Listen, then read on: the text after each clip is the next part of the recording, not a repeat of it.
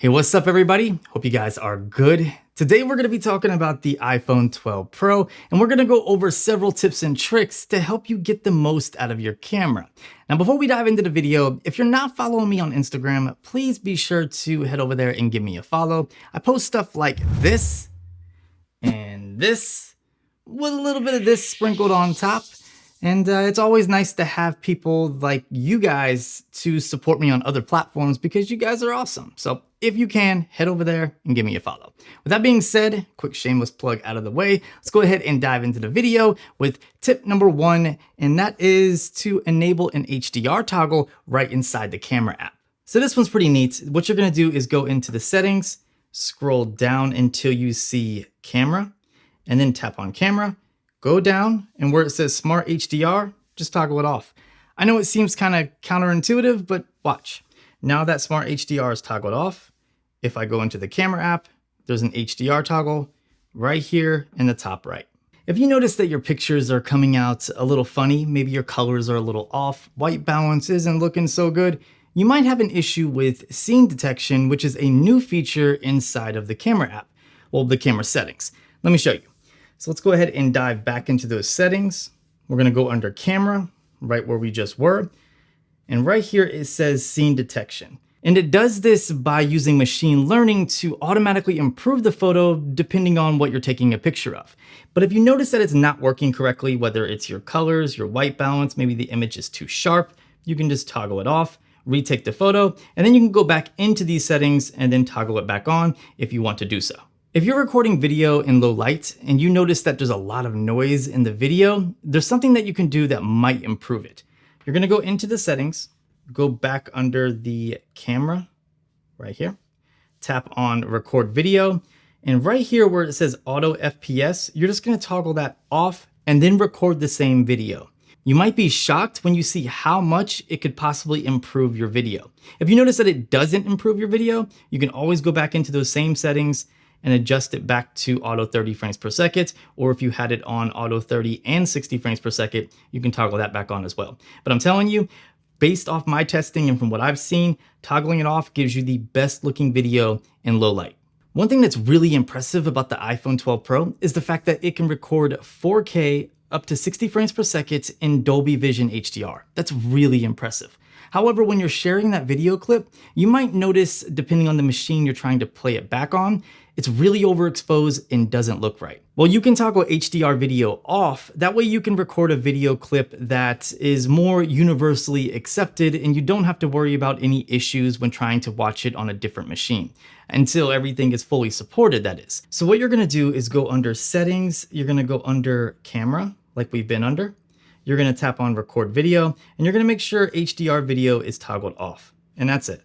Exposure compensation isn't new to any smartphone, especially the iPhone. You've always been able to adjust it in photo and in video. However, you can pull up an exposure meter if that's something you're more comfortable with. Even though it's not as good as a histogram, it's still something. Let me show you how to pull it up. You're gonna go into your camera app, and then you're just going to swipe up and then tap on the exposure compensation button right there. And you'll see a little area right up here in the top left, and that's your exposure meter. So you can see I'm going into overexposure, and if I keep it at 0, it's going to let me know that it is perfectly exposed right now, at least according to the metering. Now this might not be new. Let me know in the comment section, am I an idiot? Have I just been blind and not seen this? Or is it new to iOS 14 and to the iPhone 12? I'd like to know. But what's really nice is the fact that it's not just for photo. So if we go under video and then swipe up, tap on the exposure compensation button, you can see the meter right there. It's really, really neat. Motion photos aren't anything new. They've been around for a while. In fact, I always disable motion photos every time I get a new phone, but there's a lot of people out there that are like really big fans of motion photos. And for those people, did you know that there's a few things you can convert a motion photo to right inside the stock gallery or photos app? Let me show you. So if I pull up a motion photo right here, me being goofy, not sure what exactly I'm doing, and then I swipe up on the photo, you can see I have different effects here. I can do a loop to where it's going to constantly loop the photo. I can do a bounce So you can see it bounces back and forth. I can do a long exposure, which is just going to be a huge blur. And that's it. So if you wanted to do a boomerang, you could pretty much do loop or bounce and then upload it to Instagram. And that's how you can convert a live photo to a boomerang.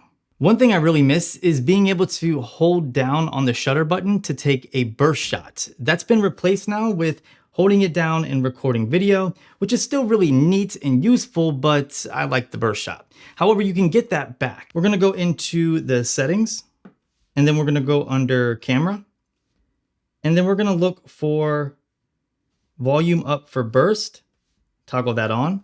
Now if I go back to the camera app and then press on the volume up button and just hold it down, you can see it's now taking burst. So basically it replaces the shutter button for burst with the volume button, and I really, really like that. One thing to consider when doing burst shots is that the quality of the photos may decrease. I don't know how much they're gonna decrease in quality, but they will decrease, especially if you're doing like 100 shots. Like you can get kind of crazy with it, and then you're gonna get lower quality images because it's prioritizing the faster shooting speeds. If you wanna prioritize quality, let me show you. You're gonna go back into the settings, go under camera, and then where it says prioritize faster shooting, you're just gonna toggle that off. It's still going to do a burst shot, but it may not be able to keep up that burst shot for as long as if this toggle was turned on. So now you're gonna get higher quality photos at the cost of possibly less burst shots or just not as fast of shooting. The next two things I want to share with you aren't exactly inside of the stock camera app, so we're going to have to download two third-party apps. The first one is Double Take. You might have remembered back when the iPhone 11 was announced, Filmic Pro came on stage and they demoed the ability to record from all four cameras, and we didn't really see that make its way into the stock camera app. However, there's a separate app from Filmic and it's called Double Take, and you can download it and gain the ability to record from multiple cameras at the same time. It's really sweet. The second app, and the last thing I want to share with you, is how to scan your environment in 3D space for 3D rendering or 3D modeling, and you can potentially even record 3D models. And the app is called the 3D Scanner app.